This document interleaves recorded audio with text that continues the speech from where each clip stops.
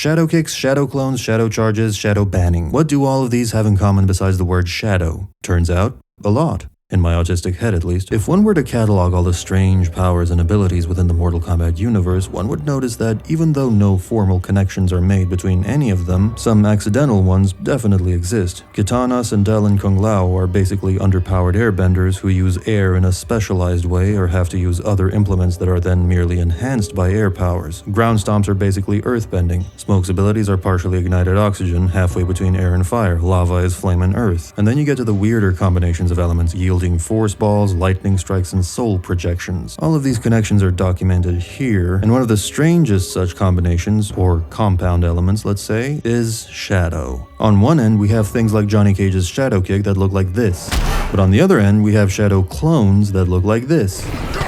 By all accounts, these two abilities have nothing in common except the name. The former just seems to speed you up and give you a cool glow, while the latter is literal matter generation, except, oh, look at MKX Johnny bridging the gap and generating some matter on his own, on a Sunday night by himself with some tissues. Stunt Double expands on the original shadow kick by separating the energy from the user and launching it at the opponent in a way that mimics a full-blown Noob Saibot shadow clone. But then other users of the kick can make themselves partially intangible, and others still can make others partially intangible. And that ultimately reveals what shadow is and does. It changes the density of matter. A basic shadow kick reduces the user's density, making them lighter and enhancing their speed enough to generate the initial motion, while also then increasing density at the point of impact to add power to the kick. It's actually a fairly tricky move to pull off. Molecularly, a shadow user can thin out their atomic particles and change their structure, or they can enlarge and or more tightly group them together to not allow energy to pass through. In extreme cases, particles can engorge so much that new particles are generated, allowing stun doubles and shadow clones to be constructed. And on the other end, enough molecular thinning can allow you to phase through certain objects. This makes shadow one of the most versatile elements because it can speed you up, slow you down, enhance your resilience, make you intangible, and create all sorts of constructs. One quick note, although it should be fairly obvious by now, is that shadow is just a name. It has nothing to do with actual shade, quite evidently showcased by Noob's clones more closely resembling mud and tar than anything else. Shadow is just poetic license that ancient peoples of the Mortal Kombat universe afforded themselves when naming these phenomena. And tar and mud actually resemble the component parts that make up this compound element: earth and water. Noob's clones have the consistency of earth and clay, but they materialize and disappear as if they were made of water, which is also what permits the molecular thinning used by other shadow techniques, something that also explains the glow. The altered molecular structure registers visually as a subtle glow around the user, and more advanced techniques that enable full-blown quantum tunneling, aka phasing or intangibility, generate an even more pronounced glow, sometimes accompanied by translucency or intermittent blinking. Shadow is a difficult element to practice, not just because of how complicated its most basic technique is, but also because, broadly speaking, water and earth demand fairly different mentalities. If you have the right mindset and a natural aptitude for earth, it's very difficult for you to also wrap your head around the flowy, shapeless nature of water and vice versa. Earth is the driest element, water is the wettest element. Brilliant deduction. In many ways, they're incompatible, so people who master this element tend to be very talented, had a long time to practice it, or have the right genetic heritage for it. And shadow skills are encountered in MK quite often, which just goes to show how gifted a lot of these fighters are. Let's run through the most impressive of the bunch.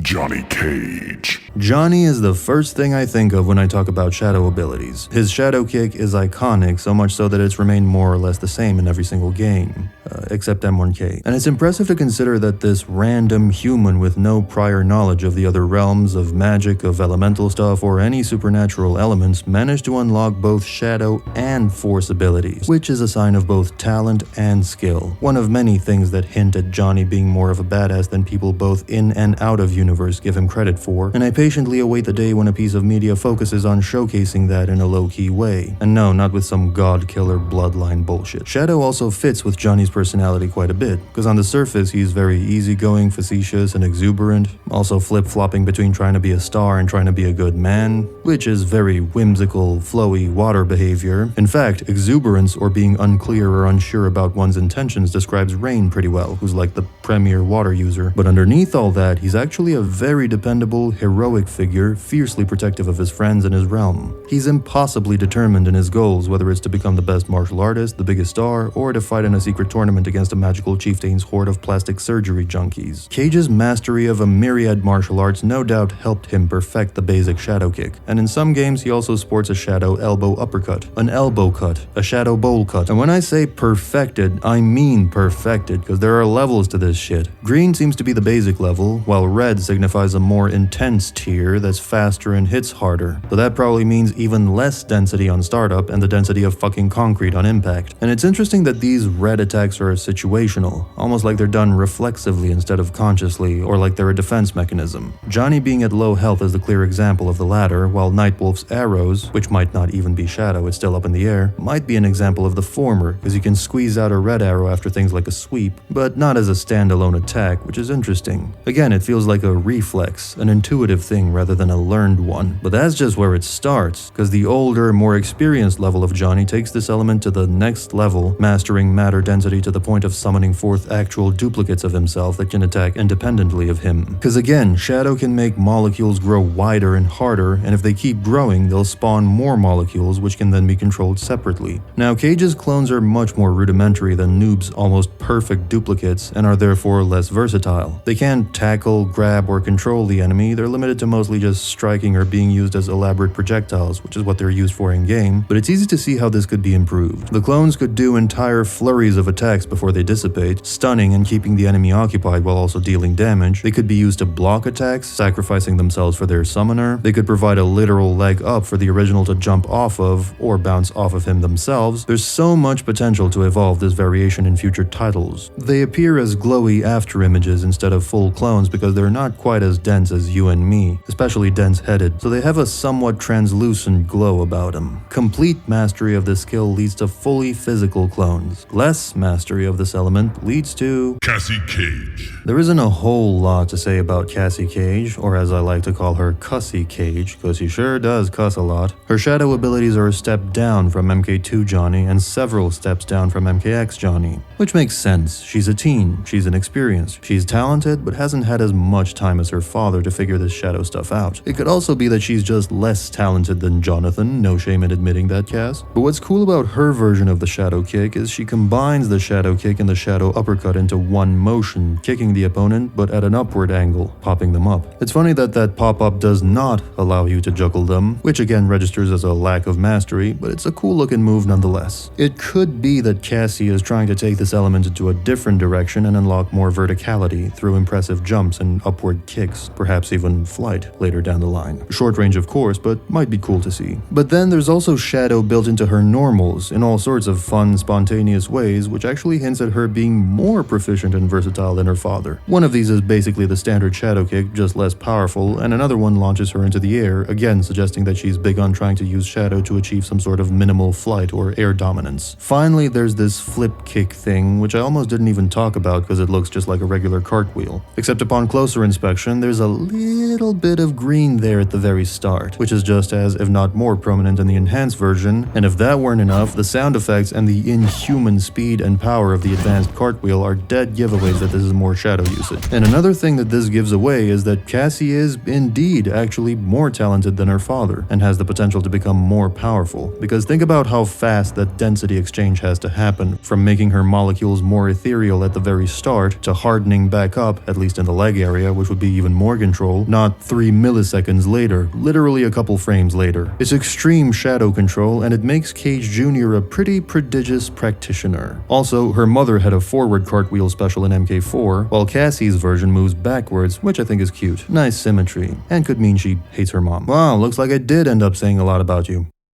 Give me $1. Nightwolf. Nightwolf adapts the standard shadow kick into a shoulder charge, which is more fitting aesthetically for a Native American warrior, and gives Nightwolf this air of a dude who can just nonchalantly tackle you and send you flying right out of the stadium. Shao Kahn gives off that same vibe, so it works really well. On a technical level, it works pretty much the same as a shadow kick with the same effects. It's more his arrows that have the big question marks around them since, as mentioned earlier, they could be any number of elements, from shadow to force to soul to CGI. Given that my, and probably everyone's favorite interpretation variation of them is the one where they don't explode but stick around in the enemy they penetrate. Gross. That crosses off Force, since Force is the elemental equivalent of C4 with a detonator standing right next to it. It's liable to go off at any point and doesn't really maintain its shape and structure on impact. Soul is definitely viable, since Soul can be literally anything, but I don't know. I still think it's a somewhat pedestrian ability compared to what Soul usually does, like telekinesis, soul sucking, etc. Given that the arrows have the red variants just like Shadow kicks do, Shadow might just be the most educated guess here. It still registers as a step up, and justifies Nightwolf as a higher tier character than most others because Shadow constructs are very rare. We only really have the ultimate construct and Johnny's discount clones as examples, so Nightwolf filling in the gaps with more varied looking constructs rounds up this element and its possibilities nicely. Finally, his Reflect,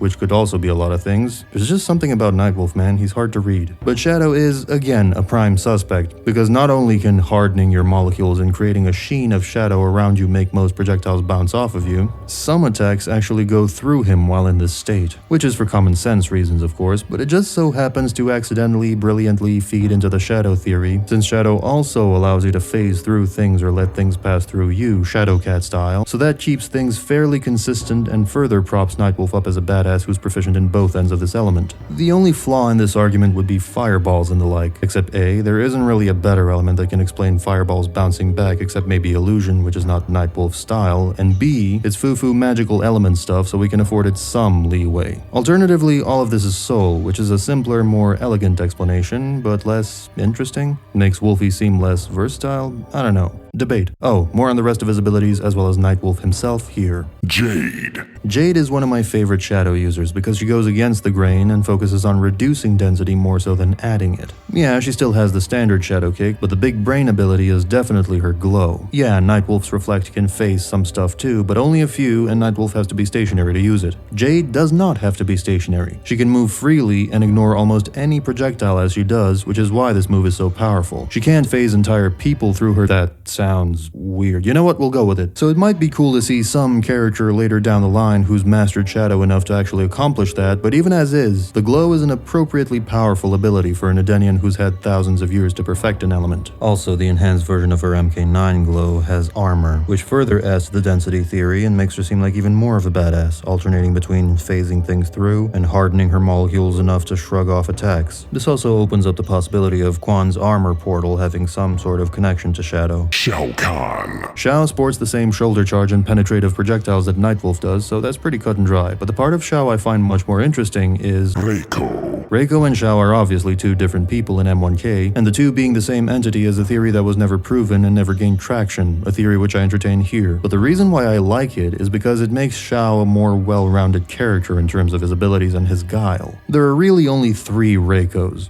Only lol. MK4 Reiko, MK Armageddon Reiko, and MK12 Reiko. And I like to amalgamate all 3 into the same whole. MK4 Reiko is a light on his feet, airbending ninja-like warrior. MK12 Reiko is clearly a Shadow user, and Armageddon Reiko is basically Shao Kahn, who's also a Shadow user, among others. And I like Shadow and Air in the same character because they're very contrasting elements. Air is swift and lends itself to ninjas, assassination, and nimble warriors who are light on their feet, while Shadow, especially the way it's most often used, is a brute force tool, charging and tackling people the way a superpowered Tom Brady would tackle Harry Potter during a Quidditch match. From Quidditch to a ditch. They're two extremes, and encasing both in the same character adds some depth to said character. If Reiko is Shao's alter ego, it makes sense that that alter ego should contrast him quite a bit. It also then makes sense why Shao would be capable of training his daughters to be the best assassins in all the realms, cause he himself has those skills. He ain't as dumb as he looks. Anyway, back to the boring Reiko. He mostly just uses Shadow as a damage amplifier, hardening his limbs right before impact to make attacks hurt more. That's pretty much it. And Armageddon Reiko has the shoulder charge. So, yeah. Anyway, on to the MVP of this element. Noob. Sub-Zero is an interesting character.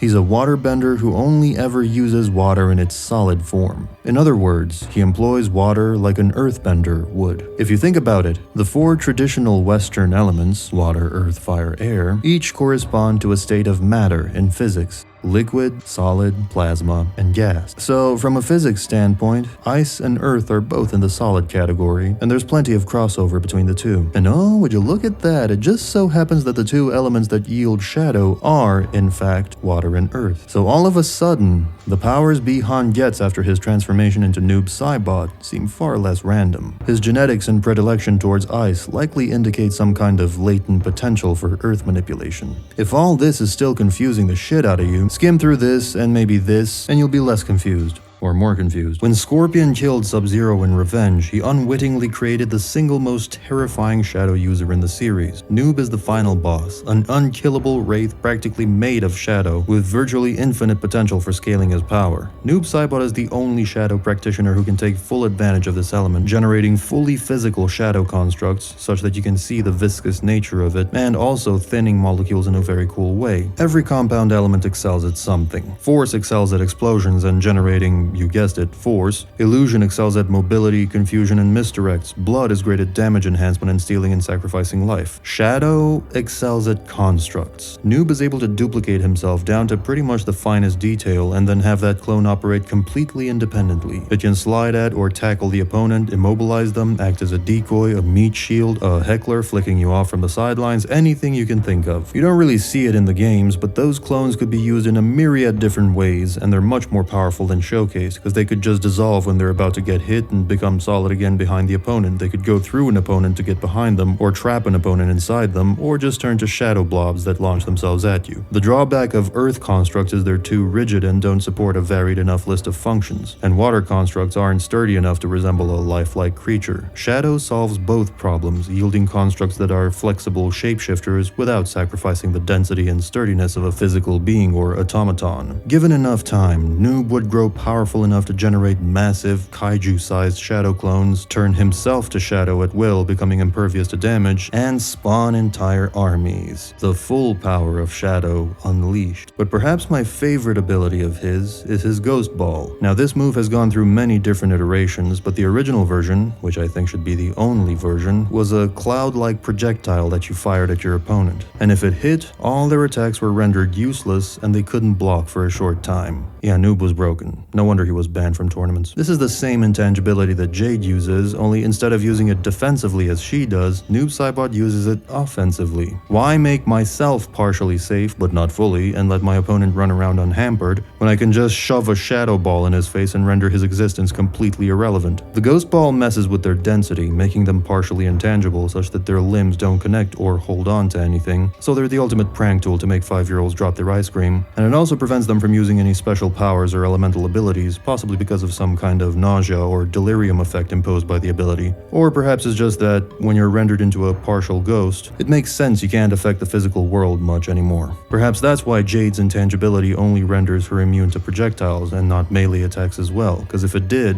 if nothing can touch her, then she can't touch anything either. Which is a crying shame, wouldn't you agree? And as if all that weren't enough, in addition to all the shadow stuff, Noob can also teleport all over the place portal traps everywhere, so yeah, he's a nightmare to face. The absolute Shadow Master. Pause that shit. For all you elemental-minded people out there that enjoy this type of stuff, first of all, thanks for watching. Second of all, there is now a playlist in the playlist section that includes every single power system video, elemental video, and character video discussing their abilities, so you can knock yourself out and see if you missed any of them. And if you're excited about this stuff but don't really have anyone to pester about it, feel free to join the Discord, linked in the description, as there are several power system nerds and they're eager to discuss this shit. There will also likely be a massive compilation video in the future with all these power system videos and segments mashed, edited, and structured together seamlessly into one big documentary, perhaps with some bonus footage here and there that you can listen to while doing your chores or contemplating running away from home or quitting your job for the umpteenth time, and that members gain early access to, so donate a like if you want to see that. Unpause. Special thanks to Jigglypuff, Thomas Marshall, Serhi Hrishin, Clocks, as well as my other members for being irresponsible enough with their spending to support the channel.